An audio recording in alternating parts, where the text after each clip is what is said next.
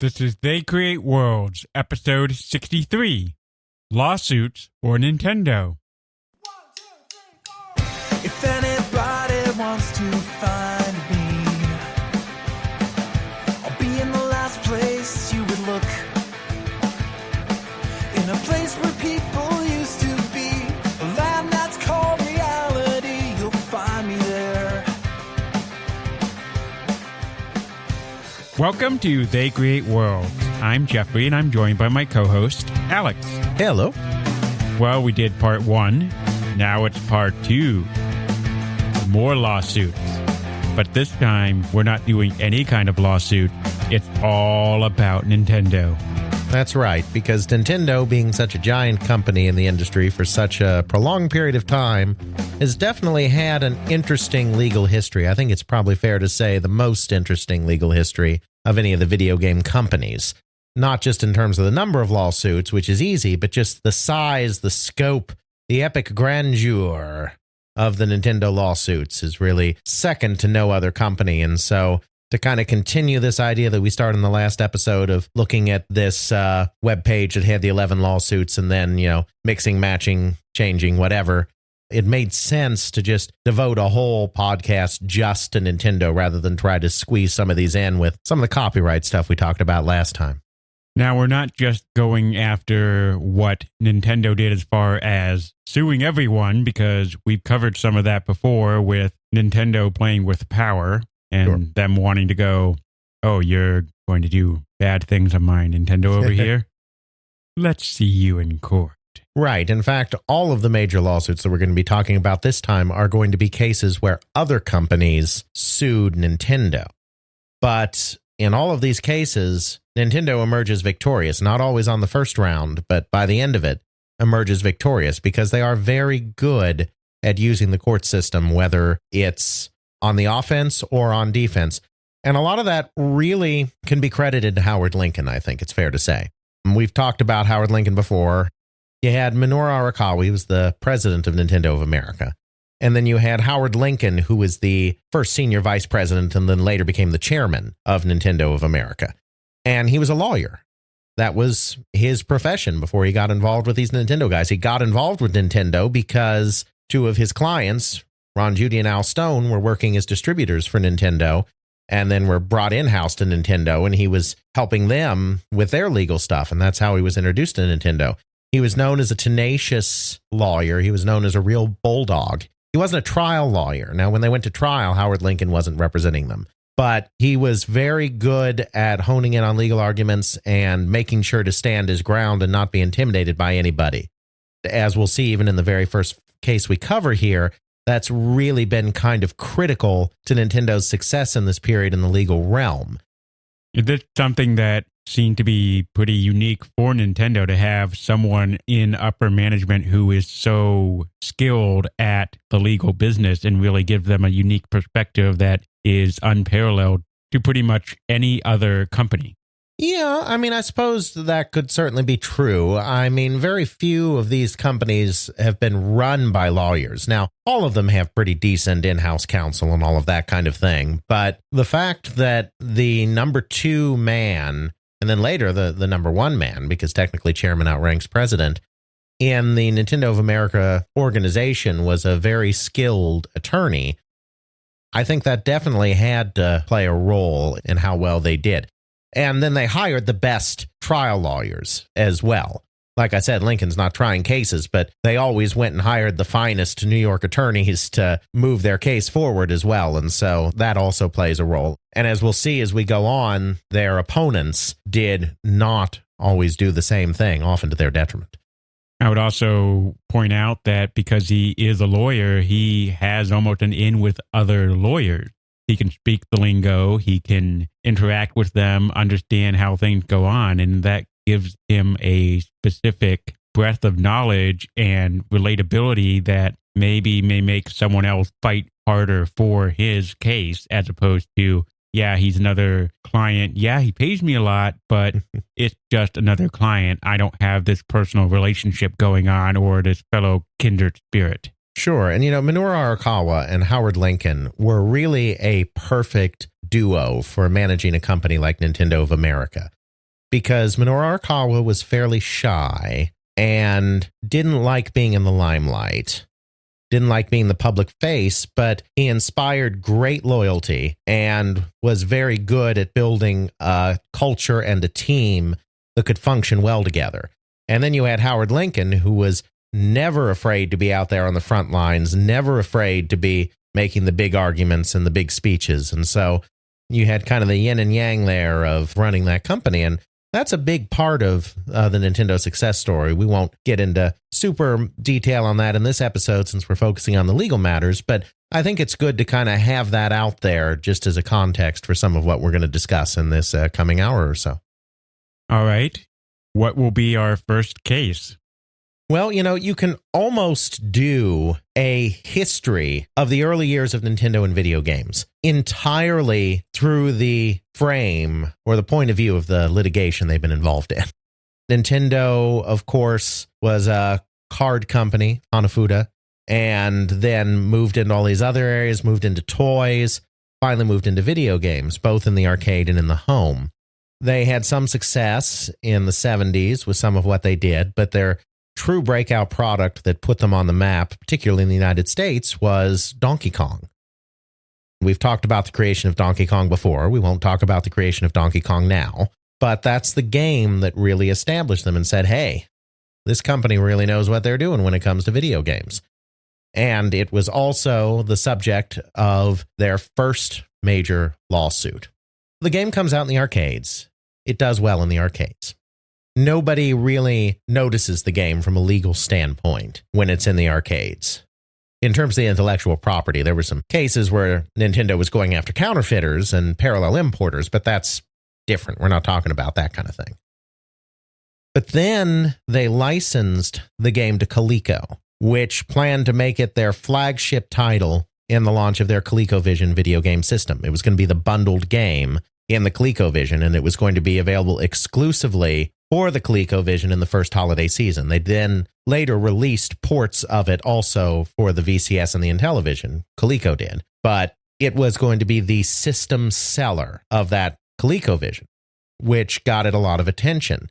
This time, Universal Studios took notice because Universal Studios had the rights to this little movie franchise called King Kong. And we're talking about the old black and white version of this movie, right? There's the black and white version. There was a sequel to the black and white version. And then more recently, in the mid-70s, Universal had done a remake, a reimagining of the King Kong story. So they were the most recent company to make a King Kong movie. And they, at least as far as they were concerned, had the rights to King Kong. Now there's this game called Donkey Kong. That was unfortunate. I mean, was Miyamoto partially inspired by King Kong? I mean, I'm sure he was. The plot bears no real resemblance, but you do have ape kidnapping woman taking to top of structure. And a very broad stroke that is copying the effective plot. But the real problem is that name, Donkey Kong. I mean, I don't think Universal would have probably noticed or cared so much about those elements because it plays out very differently. But Kong is right there in the name. And that happened because you had Japanese people naming the game that had no idea what they were doing. They knew they were making this game for the American market, as we discussed. This was a stopgap game once the game Radar Scope did not do as well as hoped in the United States. So it was going to be marketed to the West from the very beginning, so it needed a Western name. Miyamoto, who at this point in his life doesn't really know much English, took to the dictionaries, Japanese to English dictionaries kind of things. He was looking for essentially a name that conveyed the idea of a stubborn gorilla. He went to a Japanese English to English dictionary to look for something similar to stubborn, and it wasn't a very good dictionary, obviously, because it came back with donkey. Now, obviously, you can see the connection. Stubborn is a mule. Mm-hmm. Donkeys are similar to mules. The idea of the stubbornness of a donkey or a mule is something that is part of our cultural understanding. But we would never use the word donkey as a synonym for stubborn. Why are you such a donkey about making sure that this podcast is on time? Exactly. I mean, we just don't do that. So you could see that the Japanese to English dictionary kind of vaguely understood the concept, but it wasn't a very good dictionary if it was using donkey as a word for stubborn. There is a long history with Japan and English where Japan English is rather hilarious if you're a native English speaker, and then you go to Japan and read the Japanese English stuff. Gentlemen, make your time. All your base are belong to us. And that's just the translations. Yes. I'll look up there's a video I saw where a guy who lives in Japan actually goes over some of the English that he came across in Japan in advertisements. Right, and they do that. Hilarious. Yeah, they absolutely do that. They use English from time to time, like you said, in advertisements and whatnot, in ways that would never make sense to a native speaker. But it's used more for the exoticness and to convey a feeling than it is to actually make sense in terms of using the language in the way it would be used to communicate amongst a native speaker. So, yeah, absolutely. And so there's some of that going on, but also it's just a bad dictionary. And then Kong was kind of slang, I think, already in Japan for a big ape, obviously derived from King Kong. Miyamoto's not thinking of this in terms of, hey, there's a movie King Kong. He's just, how do I convey the idea of stubborn gorilla in English? That's what he was going for, and he came up with Donkey Kong. So that name's a problem now because, the gameplay a little bit similar to the plot of King Kong. I mean, only in the Vegas sense, but a little bit similar. And then the name is just a problem. So those of you who listened to our episode last week will remember this idea of derivative works and substantial similarity and all of these things. Universal is going to be arguing that, hey, they have basically just taken our property, made some slight changes to it, and have now created a derivative work that is infringing on our copyright because it'll cause marketplace confusion. It's the similar idea to the Casey Munchkin and Pac-Man situation that we had. Except here it's going from movie into video game. Exactly. So they sue. They sue Coleco and they sue Nintendo. Coleco because they're releasing this home version, and Nintendo because they are the original creator. And basically they want royalties. That's what they're looking for. They're not looking to have this game taken off the market. They're not stupid. They can see that this game is going to make a lot of money. It ends up ultimately selling 6 million cartridges across all three of those formats, Atari, Mattel, and Coleco. But they want some of that pie. That's right. They want royalties because they say, okay, fine, we'll do this, whatever, but we got to get paid. Coleco capitulates immediately. They just back down. They're like, fine, we'll do a royalty agreement. Then unbeknownst to Nintendo, because Coleco at this point hasn't told Nintendo that they are backing down, Coleco starts trying to convince Nintendo that they really need to settle too because this is serious business. Or that they need to settle, not settle too, because like I said, they haven't revealed that at this point they've already paid up. Mm-hmm. They're just trying to convince Nintendo that they need to go along as well. Universal Studios at this time is controlled by two gentlemen named Sidney Sheinberg and Lou Wasserman. They're the heads of MCA, which is the parent company of Universal, MCA Universal. These are kind of the last moguls in Hollywood. They're not moguls going all the way back to the 30s. They're not contemporaries of Zucker and Fox and the Warner Brothers and whatnot, but they're kind of the most powerful people in Hollywood at this point. These are the big dogs on top of the pile, and they have a big company, and they are known for their litigious nature. So they are not to be trifled with. I mean, Coleco being intimidated by MCA Universal, not a bad response to be intimidated by that company. Now remember, at this point, Nintendo is a fly speck. They're somewhat big in Japan, but they are nothing in America. There's no Famicom yet. There's no NES yet. This is 1982, this suit starts. They only have a few arcade units. And Donkey Kong is their only supermassive hit. So this is not the Nintendo that we will be talking about later on that gets sued for antitrust. This is a little fly speck of an arcade company going up against the most powerful entertainment company in Hollywood. In that situation, you settle. Under normal circumstances. So a meeting's called. Sidney Sheinberg, Lou Wasserman call a meeting at the executive dining room or whatever at Universal. Arakawa, Lincoln, all coming in. At this point, Lincoln is still not fully affiliated with the company. I'm not even sure he's become a senior vice president yet, though he does shortly, but I don't think he is yet. But he's been doing the legal work for Nintendo. He's their attorney. Arakawa, Lincoln come in. They have the big sit down. Sheinberg assumes that they're there to settle. But something feels off to Howard Lincoln. It's just his legal instincts kicking in. There's something weird about the way that Universal is treating this case. And so he knows that they need to get more information. Maybe in the end, we still end up settling. I mean, if you have a losing proposition and you're a small company like Nintendo, you have to settle. But there's something not quite right about the way Universal has been communicating everything. So he tells Arakawa that we need to wait. We can't settle right now. We shouldn't. Sheinberg thinks that they're there to settle. And when Lincoln says that they're not, he gets furious. Not only does he threaten them with litigation, he says, according to later court testimony, that the litigation department of Universal is a profit center. In other words, they use their legal department to go beat up on little companies like Nintendo and take their lunch money. They're a bully. And that, they will end them, basically, in litigation, because he's trying to be intimidating, Mm-hmm. But they decide to go to court anyway. And Howard Lincoln's instincts prove to be entirely correct. And for this, we have to have a little history lesson on King Kong. Alrighty then. King Kong was created by a guy named Marion Cooper, the character of King Kong, this big giant ape on this remote island, whatever. He allowed RKO Pictures to make movies based on his character, King Kong.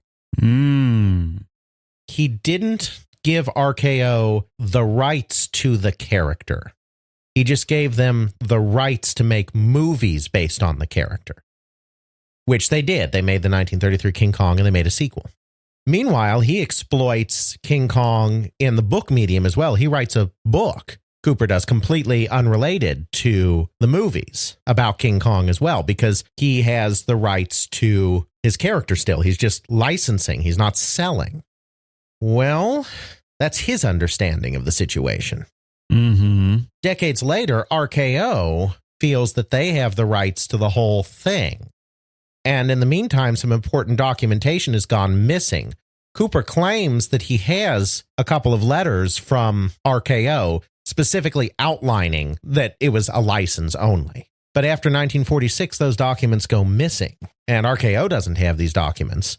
So RKO is arguing that they have the full rights to everything. But there's no real documentation one way or the other. Right, so they exist in this kind of limbo for a while, until in 1962, RKO decides to license King Kong to Toho Studios in Japan, the makers of the Godzilla movies, because they're going to do a King Kong versus Godzilla movie. This attracts Cooper's attention. He's still alive at this point. He's like, oh, no, you can't. You can't be licensing that character to Toho. He's still my character. You don't own that. You just own those films. But because of those missing documents, he couldn't prove it at the time. So at that point, it appeared to be settled that RKO Pictures owned those rights to King Kong. So in 1975, not long before this case, because remember, the case we're talking about is in 82, so this is only 7 years earlier, Universal Pictures wants to make that remake that I was talking about of King Kong. The producer, Dino De Laurentiis, also separately wanted to make a remake of King Kong. Remaking King Kong was just something that was in the air here. And, it's 40-some years later. People want to make a new King Kong. So Universal wants to make the movie. Laurentiis wants to make the movie. Laurentiis bought the rights from RKO to make a new movie. Universal is not happy about this because they want to make a movie. It's a pissing match between movie moguls, essentially. And so during the course of this litigation, something very interesting comes out. Remember how I told you there was a book created that Cooper had published separate from the movies? Mm-hmm. For one reason or another, that book has fallen out of copyright. Ooh. And so the book is in the public domain. And since the book with the character of King Kong is in the public domain, One can do like a remake or a new or derivative new story based on the book King Kong without affecting any copyright in the movies, because in that medium, King Kong has gone into the public domain. This point, Cooper's son gets involved. Cooper's dead at this point, but Cooper's son gets involved and starts bringing up his rights issues again, taking advantage of this whole situation to be like, no, wait a minute. We really do own this, guys. There were a couple of different rulings. First, the judge ruled that because of the novelization being in the public domain, that Universal could make a movie based on the King Kong character without getting any rights from RKO because King Kong, the character, is in the public domain.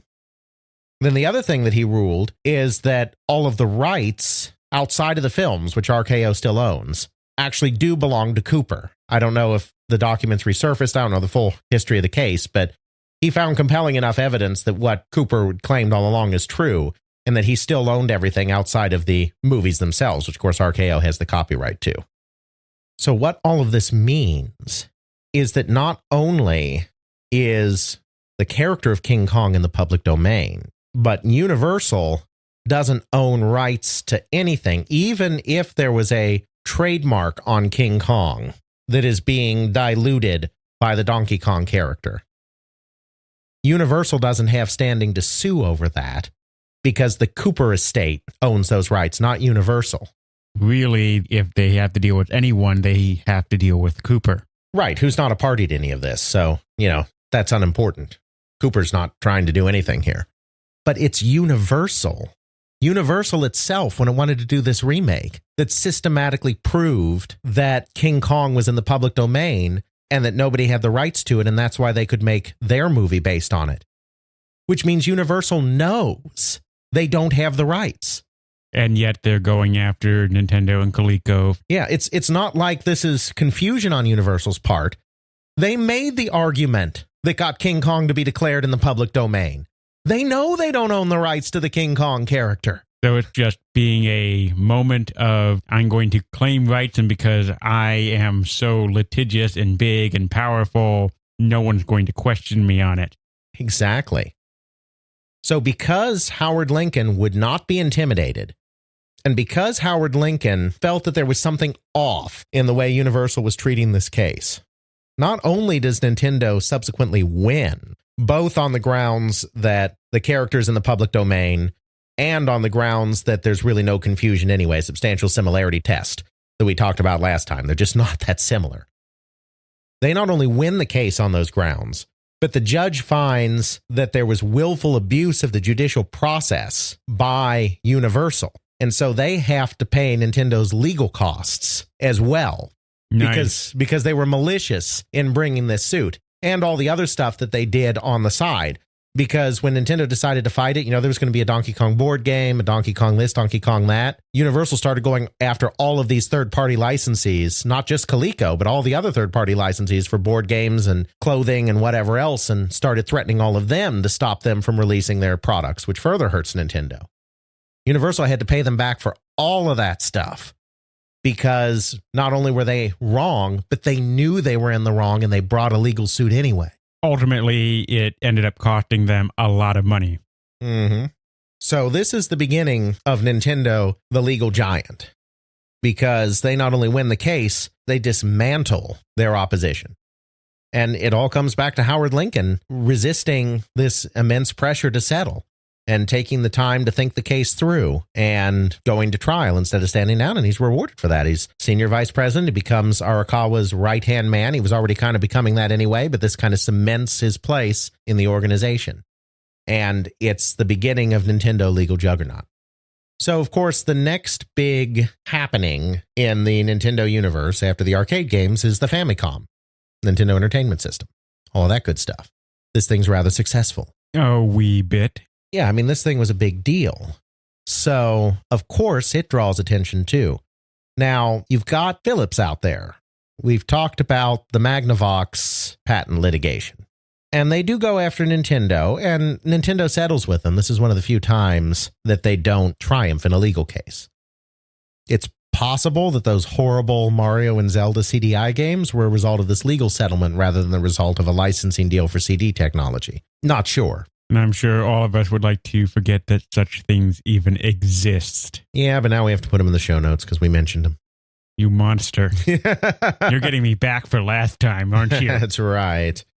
And in the end, it's only our listeners who suffer. Because we care. That's right. So we're not going to talk about that case because it ends in a settlement. But there's another very important console patent outside of the Magnavox patents. And that's the patent held by Alpex Computer.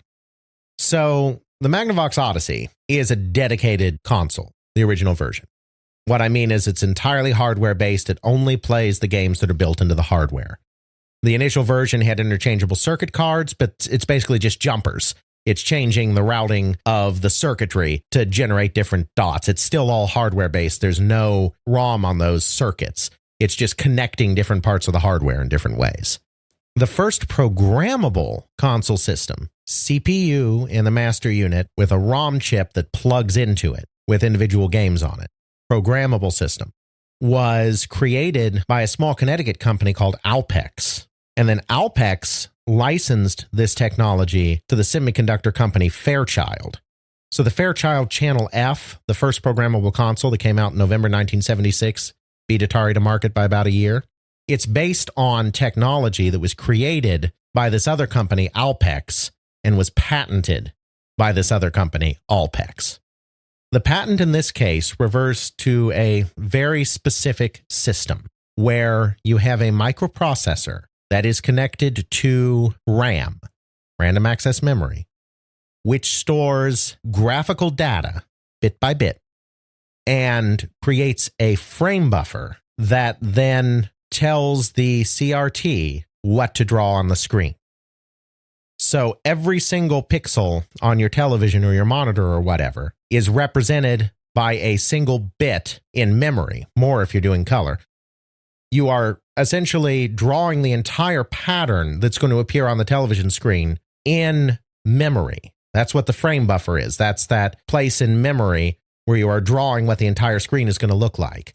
And then that RAM, that frame buffer, tells the CRT how to draw it. And so you're refreshing the entire screen every 60th of a second in the American standard, 50th of a second in the European standard. It's the first programmable system, but it's not the only way to do that. Nintendo has a microprocessor and RAM as well, but it does things a little differently. It uses what are called shift registers instead. So instead of the RAM having this one big frame buffer in memory that encompasses the entire screen, it has divided the screen into slices. And each one of those slices has a certain number of pixels in it. And instead of redrawing the entire screen every 60th of a second, you're only redrawing those parts of the screen that have changed. Presumably that's why it's called shift registers, because when something shifts is when you redraw. So that's a far more efficient way to draw graphics because you're not drawing everything all the time. It also gets you some interesting effects. Say in Super Mario Brothers 3, if you play it on a screen that is not an old CRT, you can actually see on the left and right as you move Mario back and forth, these shift registers coming in as the drawing is a little bit distorted, a little bit weird before it actually gets into the quote-unquote play area. Exactly. It's what really makes fast action scrolling games possible. A Fairchild Channel F couldn't have really, it was all single screen games, but it couldn't have really done scrolling games very well. Even if it had a faster processor and more RAM. It would have taken a huge amount more RAM to be able to do that smoothly. But an NES, because it's only redrawing those parts of the screen that it has to, it scrolls a lot smoother and a lot faster and a lot better. So the question becomes, how specific do you need to get in this patent? Is it enough that both of them have a processor, RAM, and draw an image on the screen using pixels? Or do you have to do it the exact same way for the patent to count?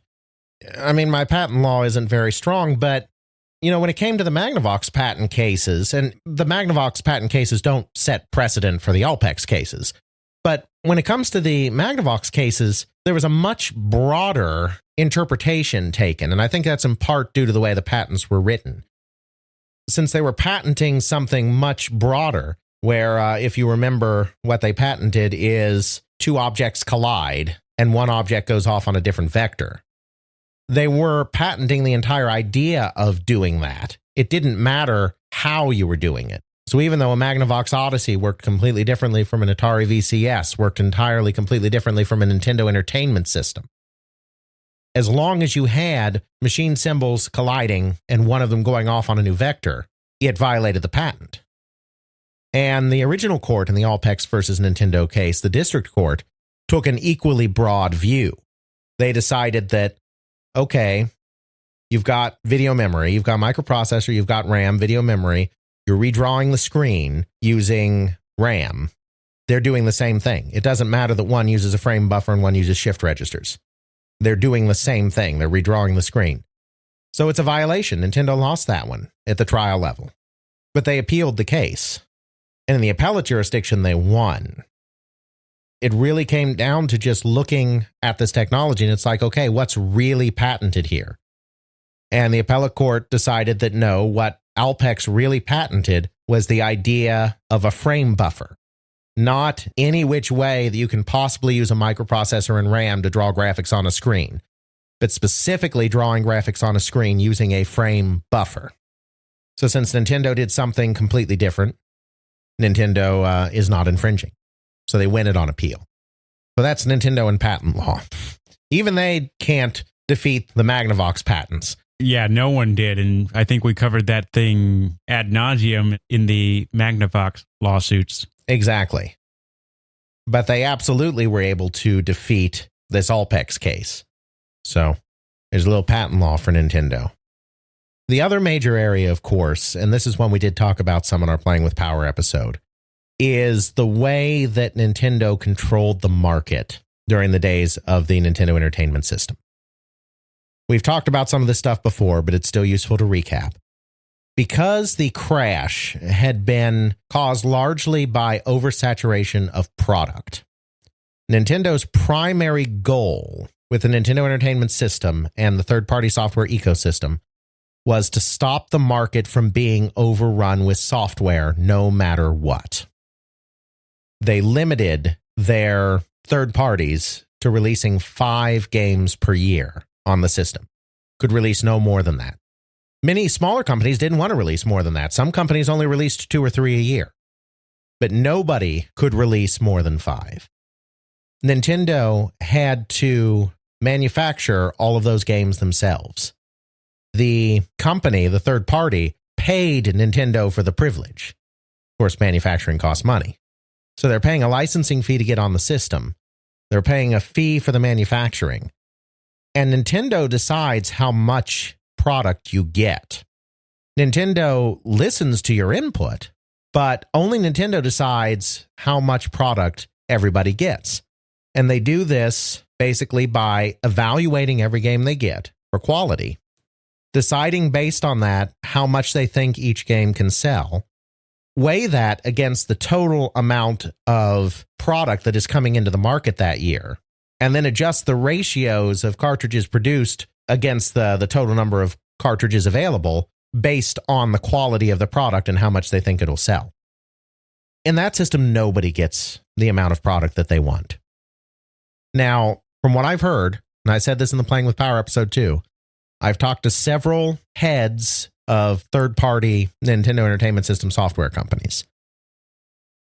Everyone agrees that Nintendo applied their standards fairly. It was an objective system. They didn't do special favors for people they particularly liked. They didn't do special favors for their own games. They treated everyone equally. But in a system like that, you're never going to get everything you want because the publisher wants to sell as much as they think they can get away with. They don't care that this publisher has this game on the market and it'll probably take some of the market. No. We'll produce what we think we can sell of our game, and then we'll use our marketing and distribution and whatever else to crush this other guy. So nobody gets what they want in a system like that. If you realize afterwards that you don't have enough product to fill market demand, it's too late. Because we talked about before, too, how cartridges have a long lead time, several months. By the time you would do a reorder, because your game is sold out, it'll be 3 more months before that reorder actually hits store shelves because it just takes that long to manufacture cartridges. And by then, the demand's gone. So if you make too little up front, you lose money. You can't recoup that. Your game's dead. I mean, there might be certain specific examples like The Legend of Zelda that may sell forever and ever and ever, but 99% of games, you make what you're going to make in that first cartridge order. There will be no reorders. You're dead at that point. And Nintendo is telling me that I can't have all the product I want. Even with third parties that liked Nintendo and worked well with Nintendo, that chafed a little bit. You have that going on. Then you also just have that limit, that 5-game limit. For some companies, that's okay. Plenty of small companies don't care about that at all. Bigger companies care about that, especially bigger companies that have a back catalog full of all sorts of classic hits that they would just love to bring out on the new Nintendo Entertainment System. Companies like, say, Atari. That's right. Specifically, though, Atari Games. We have to remember there are 2 Ataris in this time period, as we've talked about in a couple of different episodes.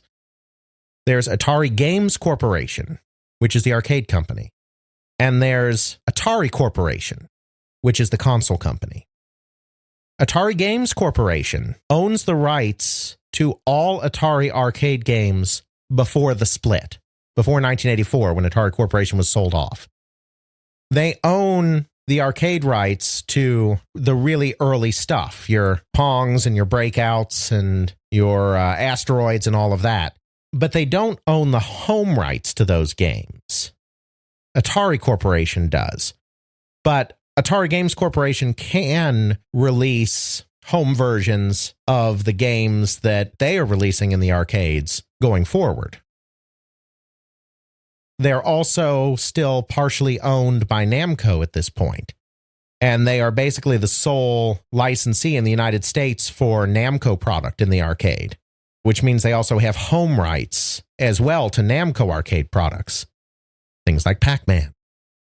So they have a big catalog of successful product, and they want to bring it into the home. And the only place to bring it into the home is really through Nintendo. So Hideyuki Nakajima, president of the company, comes to Nintendo and wants a license for Atari Games Corporation. He feels that his company is special. It's got the Atari legacy, it's got all sorts of Atari hit products, it's also got the Namco catalog. Nakajima believes that Atari Games deserves preferential treatment. Now, they're not the first company to believe this. There are plenty of companies that have felt that because they're bigger and stronger and more powerful and have better games, that they deserved special treatment with Nintendo. And to Nintendo's credit, whatever else you would say about them, they did not give preferential treatment to anybody. Now, later on, they allow Konami and Acclaim to each have a second license to put out NES games. That happened. But there's no indication that they turned down anyone that tried to do the same thing. If you're willing to spend the money in order to set up a separate shell company in order to release games on, and you're willing to pay the licensing fees and all that, we'll give you another 5 games. Right. There's no indication that they ever turned anyone down. So even though those 2 companies got an advantage, there's no indication that someone else couldn't have gotten that advantage too. Now, this happened a little later. At the time that Atari Games Corp is coming on, that hasn't happened yet. The second license thing hasn't happened yet. This is going on in 87. So they say, no, you can't have any special treatment. So Nakajima comes in and signs as a licensee. Atari Games cannot use the Atari name in the home because of Atari Corporation. When it comes to creating a home subsidiary, they have to come up with a new name. They can't be Atari in the home. So they come up with the name Tengen for their home games. Atari is a term from Go. Tengen is also a term from Go. It refers to the center area of the Go board. So it's just continuing that Go metaphor. So that's Tengen. It's the home console arm of Atari Games Corporation. And they release 3 games, I think, as a regular licensee. And Nintendo takes Nakajima and Atari Games under their wing. Because here's the thing, it's a patriarchal system. Nintendo demands a lot of its licensees, but it also provides them a lot. It teaches them the ropes of the business. It introduces them to all the buyers. It shows them how retail works. It shows them how inventory works. Arakawa and Lincoln really take Nakajima under their wing once he becomes a licensee and teach them how the entire infrastructure of this works. But Nakajima is a very proud man. And Nakajima doesn't want to be the obedient child that's let out to be patted on the head and be like, it's okay, Tengen, we'll take care of you. Nakajima feels that his company deserves an equal place at the table.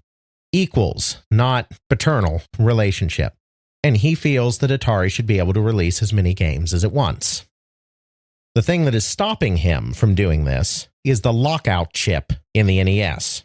There is a chip called the 10NES chip inside that system that interfaces with the cartridge in a very particular way that then allows the game to run in the NES. If you put in a cartridge that doesn't have that 10NES chip stuff in it, the lockout chip stuff in it, that NES game will not work. And heaven help you in this modern era if your 10NES chip decides it wants to go on the fritz. Mm-hmm. Which is actually the most common way that the things die. Exactly. Nintendo is the only company that knows how to make this chip. They're the only company that knows how this chip works. The code, the handshake code between the chip and the system is copyrighted. If you copy it, you're violating Nintendo's rights. You can't just copy it. Now, there's a time-honored way to get around that in copyright. And that's clean room reverse engineering. Do you know how that works? Yeah, I believe we covered this before. I think we did. You have two teams. You have the dirty team and the clean team. Dirty team takes the Nintendo and goes, all right, let's take out our multimeters, our analyzers, our oscilloscopes, our really fancy microscopes, and all sorts of things, figure out how this works. Okay, pin A, pin B, pin C, pin whatever. We have figured out how this works. All right, clean team, in broad scopes, it does this and needs to do that and this other thing over here. How you achieve that, we don't care. It just needs that if we plug in a cartridge and then the chip goes, I send out a challenge on pins 3, 7, and 8. It must respond on pins 2 and 4 with, I'm awesome. Mm-hmm. Exactly. And so it's a team of people that have no idea how the original works, that have never gone in and analyzed how that original works, making something that does the exact same thing. And how do they know it does the exact same thing? Because the team that got themselves dirty has peeled that chip apart layer by layer, poked and prodded it, figured out what everything does, and then, like you said, just tells them, okay, we need this, this, this, and this functionality. Go to it. That's how you get around copyright with code like this. That's very famously how the IBM PC could be cloned. They used all off-the-shelf parts, so the hardware was something you could just buy at the store. It wasn't custom IBM parts that were patented or anything. The only thing that was proprietary to IBM was the BIOS. The first PC-compatible companies, did a clean room reverse engineering of the IBM BIOS and therefore could put out a PC compatible. It's the same idea. There were companies that successfully dealt with the NES lockout chip. Color Dreams, Codemasters in the United Kingdom, these companies figured out ways to do it. One way that they did it was they actually just zapped the chip. They just shorted the chip essentially so that it didn't do its function, but it didn't realize it hadn't done its function, and so the game played. That was the common way to do it, I think. Tengen, Atari Games, could not for the life of them figure out how to reverse engineer this chip. They couldn't do it. So they did something, and we talked about this before, they did something very, very bad. Hey there, Mr. Copyright Office. I'm having a legal dispute with Nintendo. Could you send me that there documentation? Yes, they claimed that Nintendo was suing them for intellectual property infringement. Logically, if you're being sued for stealing something and you need to prove that you didn't, you have to know what you're being accused of stealing. In general, when you have something that is copyrighted, that is also a trade secret, like the code that is used by the 10NES chips to communicate between the cartridge and the console, that is kept locked up tight at the U.S. Copyright Office. It is possible to view it, but they watch you like a hawk and you can't take notes. If you're in a legal dispute, this doesn't help you at all, because obviously you cannot examine and take notes on the thing you were supposed to have stolen in order to prove that you didn't steal it.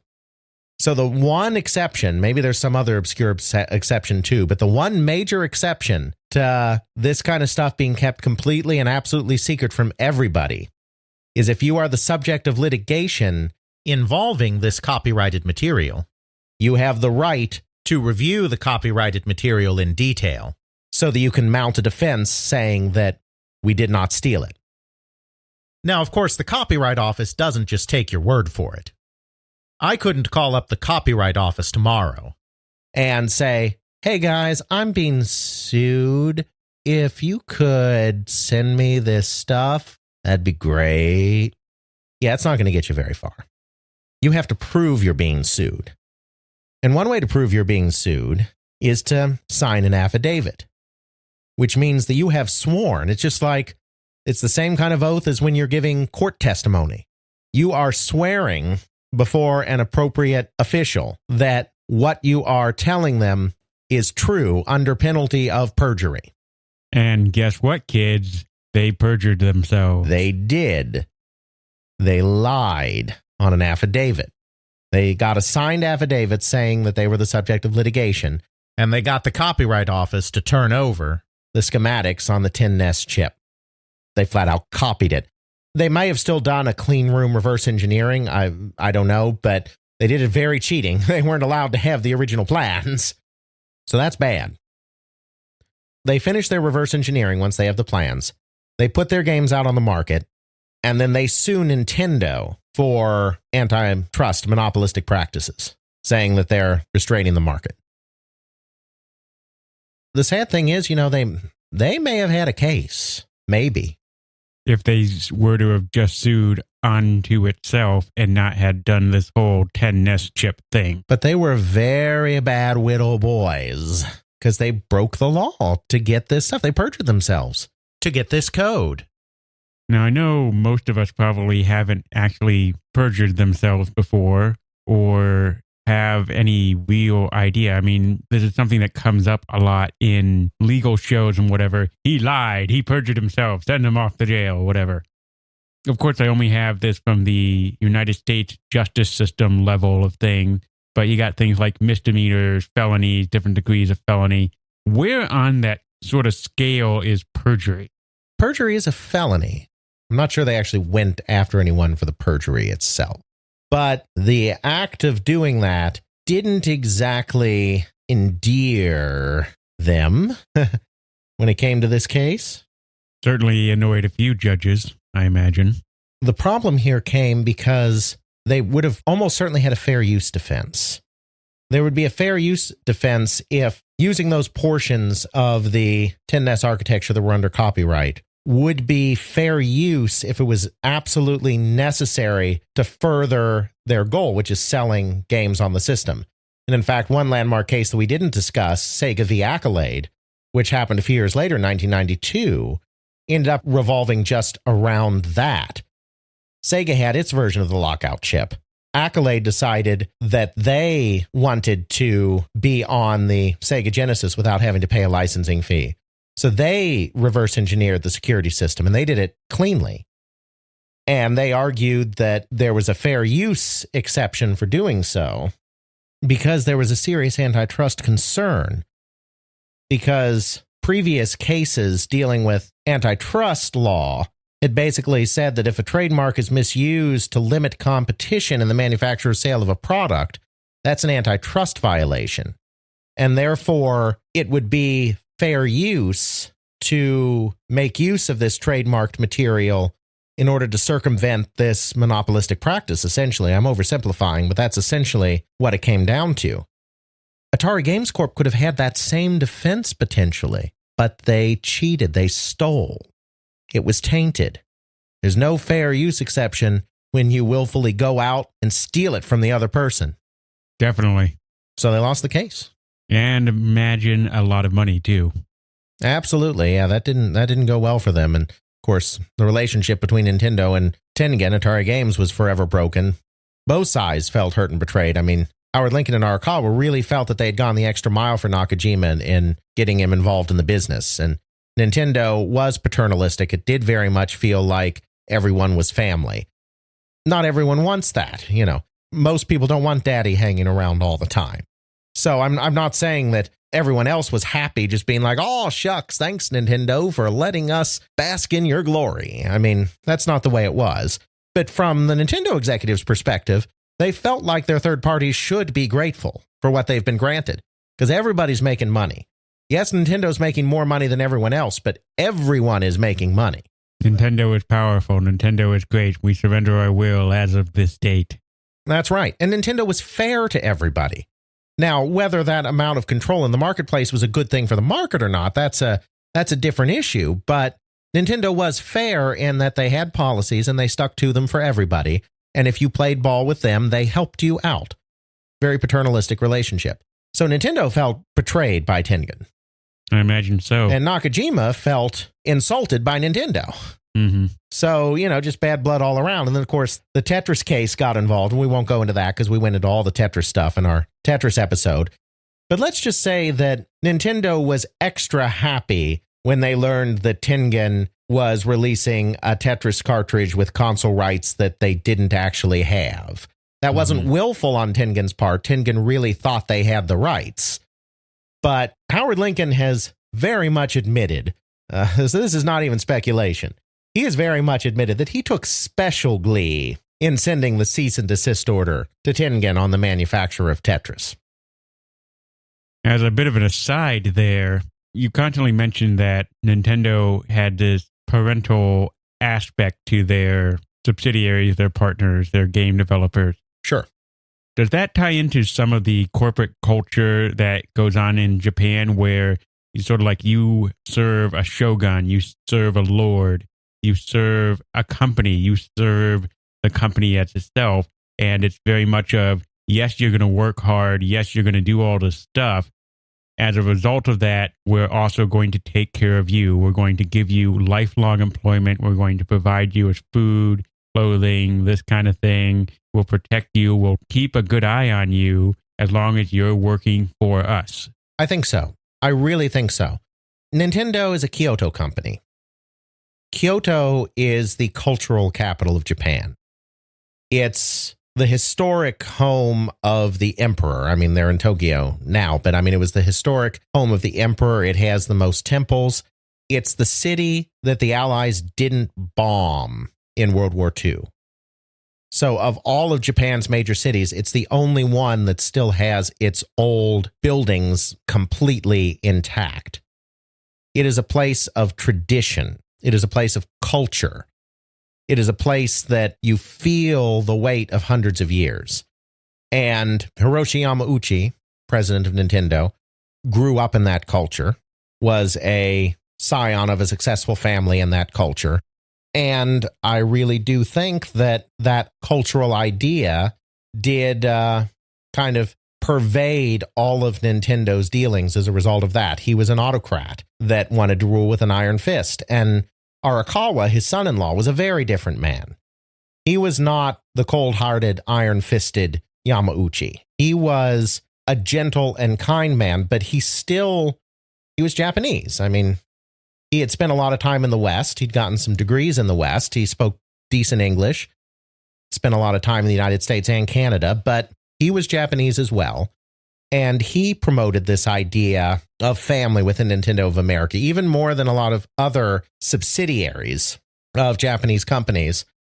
He really treated it very much in that Japanese family style way as well within Nintendo of America itself. And I think that paternalism then naturally extended to the third parties that they were working with. So absolutely, that was a big part of what Nintendo was. And it goes straight back, I think, to that Japanese culture. So that takes care of one Atari.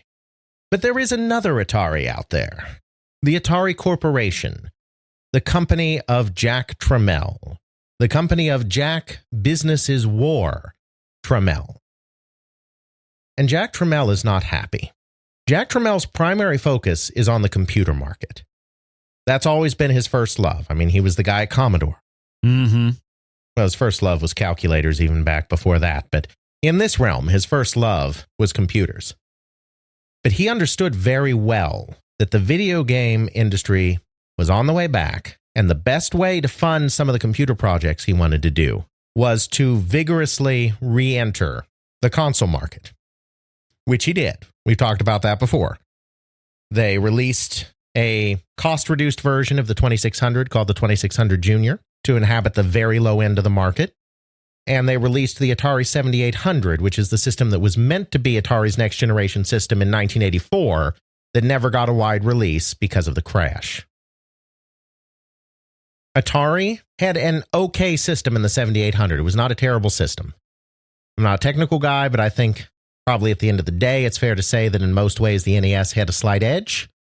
But the 7800 is a leap forward from the 2600. It is a better system. They have the Atari name recognition. They have the classic Atari properties. But there's one thing that they don't have and that they cannot have. And that's the latest hit arcade games coming out of Japan. And that's because, as we talked about before, Nintendo, in addition to requiring its third parties to only release 5 games per year, also stipulated that any games that they released on the Nintendo Entertainment System had to remain exclusive to that system for 2 years, which is essentially 2 lifetimes in video game terms, because nobody cares about a game oftentimes 6 months after it's released, let alone a year, let alone 2 years. That guarantees that those games, if you release them on the NES, are going to only be viable on the NES. By the time you can release them for other systems, it's too late. Nobody cares anymore. This hamstrings Atari. I mean, it does. Atari has other problems too, but there's no doubt this hamstrings them. They try to compensate a little bit by working with home computer companies. They license games from Epix and Broderbund and Electronic Arts and all of these companies. They have the classic Atari properties as well, but those are old. You're not going to be able to sell a system based on asteroids anymore. And they start out with about 10 to 15% of the market. That's with the 7800 and 2600 combined. It just goes downhill from there. They're getting crushed in the marketplace. Well, Jack's a guy that never met a lawsuit he didn't like either. He likes taking the war of business into every realm he can, including the courtroom. So he sues, separate suit from the Atari Games suit, he sues Nintendo for antitrust practices and restraint of trade. Because you've got that exclusivity clause, but you've also got other things going on. You've got all the rumors, most of which are probably more than rumor, most of which are probably fact, about how Nintendo manipulates the market, how they bully retailers into maintaining the price of the product that Nintendo once maintained, into not taking competitors' product. It's never direct. It's always subtle. It's like, that's a nice shipment of Nintendo games we have coming next week. It would be a shame if something were to happen to it.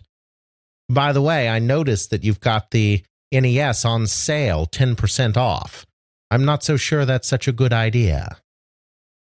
The drivers need to buy extra soda to make sure that they can get there on time. In order for that to happen, they need a 10% kickback. Be a shame if the drivers couldn't make it on time and the delivery was missed. Because they didn't have enough caffeine, because they didn't have their 10% kickback. And the FTC, we discussed this, the Federal Trade Commission ends up investigating Nintendo for price fixing specifically during the same time period. Because they are basically compelling retailers to maintain a certain price on the system. The NES does not drop in price for a very long time. That NES that was $100, give or take, in 1986 was still $100 in 1990. That's not generally how that works anymore. Current console cycles, you get a price cut after a couple of years, You get a price cut after 6 months. Sometimes, depending on how successful the console's been. Absolutely, you do.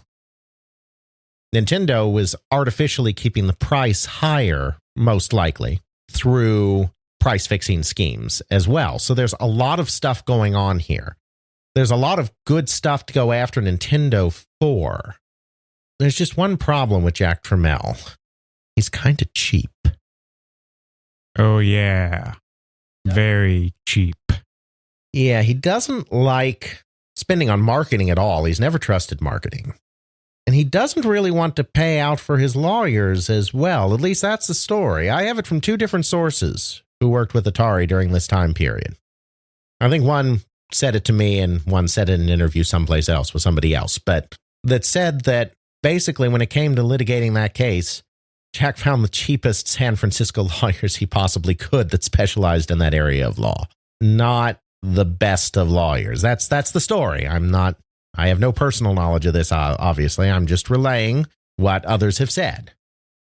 But that's what the word on the street is that he did not get the best lawyers. And we've already established that Nintendo tends to get the best lawyers money can buy, and preferably ones that are personally vetted. Absolutely. They get tough litigators. Tough litigators, the best. Atari has a real case here.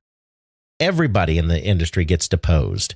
Everybody in the industry testifies. The list of witnesses called in that case, which Stanford University has a large portion of the trial transcript, and they've posted kind of summaries of the contents of those trial transcripts. Everybody who was anybody in the business was getting called to the stand on that one. They went through Nintendo's practices with third parties and with retailers with a fine-tooth comb.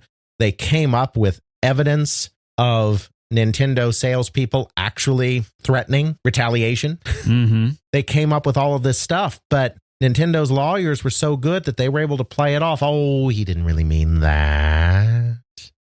That's not official Nintendo policy. It's just high-pressure sales tactics. Everybody knows it. It's not like Nintendo would actually do something like that. We wouldn't be a tad disingenuous. Hi, I'm Tad Disingenuous. We don't stop anyone from being involved in our marketplace. They have to pay the licensing fees that are ours by right because we have this patented technology. But we let everybody play. No one is stopping Atari Corporation from marketing its own system. We're not stopping that. They're on the marketplace. If they can't sell, that's their fault. It's not our fault. They have equal access to the airways. They have equal access to retailers. They don't have equal shelf space, but they have equal access to talk to the retailers.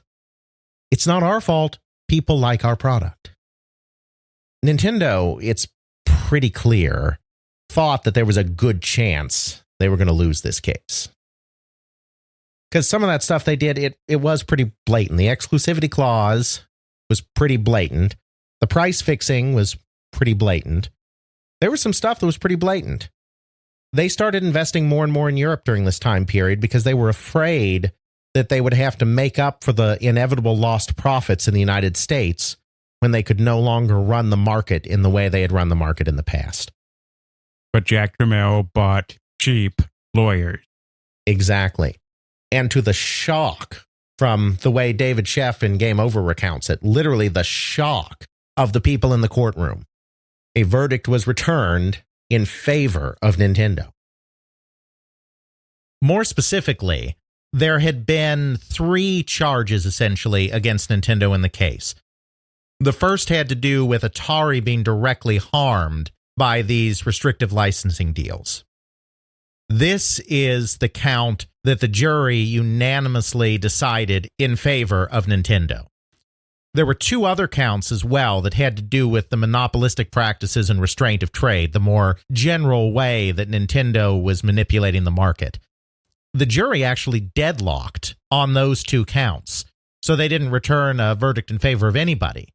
But since there was no harm to Atari, since the main count, the one about the harm to Atari, was dismissed, the judge in the case went ahead and, presumably at a motion from Nintendo, dismissed the other 2 charges. So those 2 counts that had to deal more broadly with restraint of trade and monopolistic practices were just dismissed entirely, and the main count, the jury found in favor of Nintendo. Now, I understand you would really, really like to go out to San Francisco and get your hands on said paperwork. Yeah, at the very least, the trial transcript exists because Stanford has it. There's a very good chance that most, if not all, of the depositions still exist as well. That would be in the Federal Records Repository out there. That would certainly reveal a lot about the practices of Nintendo and the wider practices of the industry at that time. Would be a fascinating compendium to look through, and I hope to at some point. But yeah, Nintendo wins the case. Now, Atari Corporation could have appealed at this point. I'm sure they could have found something worth appealing on. But here again comes Nintendo's savvy and a little bit of Jack Trammell's cheapness. Because at this point, having won the case, apparently what Nintendo did is that they presented a bill to Atari Corporation that was reported to be somewhere between $500,000 and $1 million for, I guess, costs, legal costs related to the case. Then Nintendo said, now you could pay this, or we could just forget about this if you just go away and don't appeal the case. So according to sources at the time, that's exactly what Jack did. He agreed not to appeal in exchange for not having to pay that money. Now, as we talked about in Playing with Power, they were still in an untenable position. They still ended up dumping exclusivity. They still ended up letting third parties do their own manufacturing. They still ended up loosening a lot of this stuff that they were doing, even though they won that court case. They knew they had dodged a bullet. You know, they weren't stupid. On the other hand, while they did dodge a bullet, you know, the interesting thing about technology, about the video game industry, but also the computer industry and computer software industry, is that because it moves forward so quickly, it really is almost impossible for someone to create a true monopoly, because there's always something else that comes along that's going to undermine you. In 1981, IBM introduced the PC, and everyone thought that that was the end for anyone not named IBM in the personal computer business, because IBM controlled 80% of the mainframe market, 85%, and now they're getting into PCs, into personal computers. That's the end for everybody. I don't know about you, Alex, but I certainly don't have an IBM PC at home. Exactly. It ended up being Microsoft and Intel that won. And then when Microsoft won, because they were giving everyone the operating system and then started bundling their web browser with it, everyone thought there's no way anyone is ever going to overthrow Microsoft. Microsoft is going to be the technology kingpin that dominates everyone forever and ever. Oh, hail Google. Exactly. There is always disruptive technology. And for example, as far as that goes, take something that's a little more prevalent to our realm here. The big thing as far as audio editing and video editing is Adobe products. Right. And there is a slew of underdogs that do just as capable, if not more capable things than Adobe products do, are maybe a little bit more simplified and easier to understand and doesn't have all of that baggage and is much more attractive. And that's why, for example, I edit this podcast using different software. Exactly. So there is an argument to be made that just because Nintendo had cornered 70% of the video game market and they were the absolute arbiter of who could play in their walled garden, that it didn't necessarily mean that they had the power to crush all of their competitors. Atari was underfunded. Atari did not market effectively. Atari did not license effectively. Atari didn't have as good a product as the NES. Atari was never going to beat Nintendo. Sorry, Atari fanboys, but it's true. They were never going to beat Nintendo, even if it had been a level playing field. If you had been able to play Mega Man on both the NES and the Atari 7800, Nintendo was still going to win. And you know what? Capcom wasn't going to devote the resources to port Mega Man to the 7800, even if there was no exclusivity, because they had such a small share of the market that it wasn't worth the effort, especially since Capcom is a Japanese company. And back then, even today, it's still true, but especially back then, the Japanese companies catered to the Japanese market first. And Atari weren't never penetrating that Japanese market. We did an episode based on them trying to and the spectacular failure that was. Exactly. The same restrictions didn't exist to the same degree in Japan as existed in the United States. Nintendo didn't have quite as ironclad a grip in the marketplace, especially in the early years of the system. They still wiped the floor with the competition. Sega, Epoch, Tomy, the MSX consortium with the MSX home computer. Nintendo still wiped the floor with all those companies there without that same degree of monopoly. They had some control, but they did not have the same degree of control. On the one hand, you can say, yeah, they were clearly using monopolistic practices, and that's against the law. On the other hand, you can say, well, did it make a difference? And that's not really a legal argument, but I don't think it made a difference. I think Nintendo accomplishes the same thing. Yeah. Still, though, you feel like Atari Corporation could have won that case. What was it, the lawyers? I mean, that's just what a couple of people have said. I don't know for certain that it's the lawyers. Maybe the court was just moved by the fact that Nintendo, even though they had a lot of power, didn't really have the amount of power to crush its competitors that Atari was claiming. I mean, maybe Atari just didn't reach its burden of proof, and even better attorneys wouldn't have been able to. I don't know. But for whatever reason, Nintendo lived to fight another day. It changed the company. The company was never as big and powerful again. Even when the Super Nintendo or the Wii did so well, or the Switch is doing so well now, never as powerful again. It was definitely the high watermark of Nintendo's use of the courts, because they took a case that lots of people thought there's no way in heck they win this. Even Nintendo itself was probably secretly saying to itself, I'm not sure we can win this. And they won. Prepare for the worst. Prepare for the worst. Wait, we won? And they won. So that's kind of Nintendo and the legal system. All right. So with no more major cases relating to Nintendo, what subject do we delve into in our next episode? Well, this was a Nintendo episode, but we did spend a fair amount of time talking about a couple of Ataris as well, as we have done many times in the past. And I think it's time that we talk about that one Atari that we never really talk about, the French one. I'm, of course, referring to Infogrames, the company that becomes Atari. Now, I'm not talking about going through how Infogrames became Atari. We've done that. We did an Atari brand episode where we did it. Yeah. The Infogrames story is an interesting story because this is a company that was founded by a couple of enthusiasts back in the early 1980s, but steadily over the next few years, over the next decade or so, and with several strokes of luck along the way, managed to become pretty much the largest video game company in Europe. The second largest by revenue in the entire business worldwide. Third parties, not counting console makers. And then just as it reaches this ridiculously incredible height, completely implodes in on itself. Sounds like a glorious rise and fall episode. Absolutely. So next time, let's take a look at Infogrames and then the triumph and the tragedy therein. All right. The rise and fall of Infogrames. Next time on They Create Worlds.